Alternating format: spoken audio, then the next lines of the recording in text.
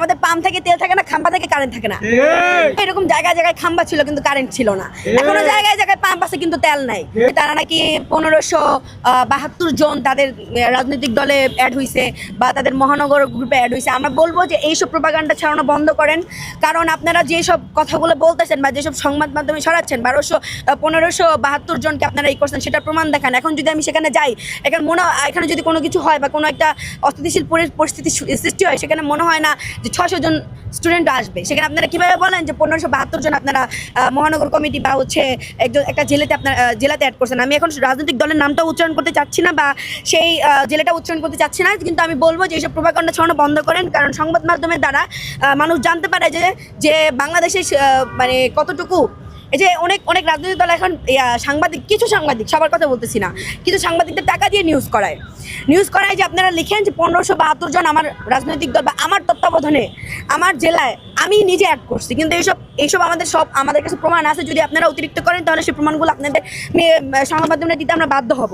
এই জন্য আমরা আপনাদের কাছে অনুরোধ করব যে আপনারা দয়া করে এইসব প্রোপাগান্ডা ছড়ানো বন্ধ করেন। আপনারা একজন নেতাবিন্দুতে আসেন, সেখানে আপনারা যদি এইসব প্রোপাগান্ডা ছড়ান তাহলে আমরা আমাদের প্রমাণগুলো মিডিয়াতে আনতে বাধ্য হব।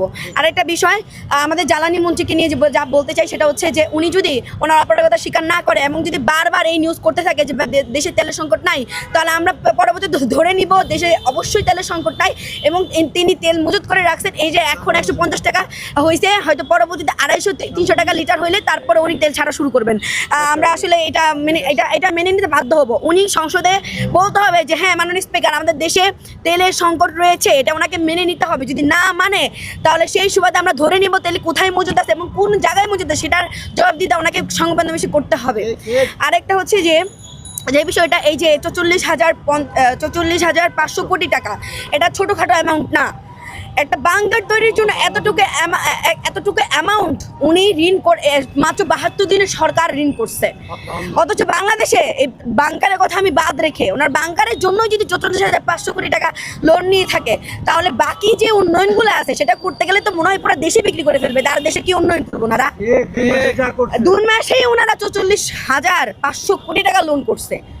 যাই হোক, আমি বলবো যে আবার সরকারকে অনুরোধ করব, আপনারা নিজেদের সুবিধা না দেখে জনগণের স্বার্থে, জনগণের উপকারিতায়, যে জনগণ এখন তেলের হেনস্থার কারণে প্রত্যেকটা জিনিস দাম বেড়ে যাচ্ছে, তেলের জন্য সব কিছুর দাম বেড়ে যাচ্ছে।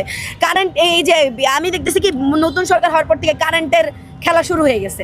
আসে যায় গ্রাম অঞ্চলে তো নাই বলা যায়, আর গ্রাম অঞ্চলে তো মনে হয় একদম নাই বলা যায়। কেন? মানে আমি বলবো যে যখন বিএনপি সরকার ক্ষমতায় ছিল, এর আগেও 17 বছর আগেও, তখনও এরকম জায়গায় জায়গায় খাম্বা ছিল কিন্তু কারেন্ট ছিল না। এখনো জায়গায় জায়গায় পাম্প আছে কিন্তু তেল নাই। বুঝলাম না ভাই, এই সরকার আসার পরে কেন এরকম হয়? আমাদের পাম্প থেকে তেল থাকে না, খাম্বা থেকে কারেন্ট থাকে না। তো আমাদের এই বিষয়গুলো আপনারা দয়া করে দেখেন, জনগণের কোথায় কোথায় সমস্যা হচ্ছে বা কোথায় কোথায় জনগণ হেনস্থা হচ্ছে এই কারেন্টের জন্য। অনেক জায়গায় এখন তো বলতে পারেন যে যারা আপনারা তো শিল্পপতি, আপনারা জেনারেটর চালায় হচ্ছে কারেন্টের এসির নিচে বসে থাকেন। এই গরমে যে পরিমাণ গরম পড়ছে, এই গরমে যদি কারেন্ট ছাড়া এই যে গ্রাম অঞ্চলে বা হচ্ছে আমরা যারা মধ্যবিত্ত ফ্যামিলিতে আছে, তাদের তো আর জেনারেটর নাই ভাই, তাদের তো চলতে আর জেনারেটর জন্য তেল লাগে। আর তেলও নাই আপনাদের দেশে, কারেন্টও নেই আপনাদের দেশে, খাম্বা আছে কারেন্ট নাই, পাম্প আছে তেল নাই। কিছু যদি না থাকে তাহলে আপনারা এত লোন করতেছেন, এই টাকাগুলো কই যাচ্ছে? আর আপনাদের যে এত কিছু দেখাচ্ছেন, জনগণের উন্নতি করেই যাচ্ছেন আপনারা, তাহলে এই যে উন্নতিগুলো কোথায় যাচ্ছে? আপনাদের দায়িত্ব প্রত্যেকটা তেলের পাম্পে গিয়ে এই জিনিসগুলো লক্ষ্য করা যে এই যে ভিআইপি তেল সংরক্ষণ করা হচ্ছে, এইগুলো কাদের জন্য? কোন শিল্পপতিদের জন্য? তারা কেন মানে আপনারা তো আপনাদের বিভিন্ন লোকের যে আপনাদেরই তো নিজেদের বাইক আছে, আপনারাই তো তেল নেওয়ার জন্য 4-5 ঘন্টা 6 ঘন্টা এমনকি রাত যাপনও করেন পাম্পে। তাহলে আপনারা যেখানে এত অপেক্ষা করে তেল পান না, সেখানে ভিআইপি মানুষ 5 লিটার তেল নিয়ে দেবে, আপনাদের গায়ে লাগে না?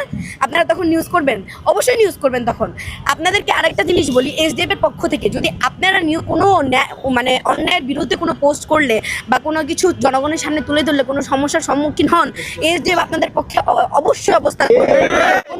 কোনো রকম বাংলাদেশের যে কোনো জায়গায় যদি আপনাদের মানে অন্যায়ের বিরুদ্ধে কোনো পোস্ট করতে গেলে বা কোনো প্রচারণা করতে গেলে, জনগণের সামনে তুলে ধরতে গেলে কোনো সমস্যায় পড়েন, এসডিএফ এর সাথে অবশ্যই যোগাযোগ করেন। আপনাদের আমরা অবশ্যই আছি।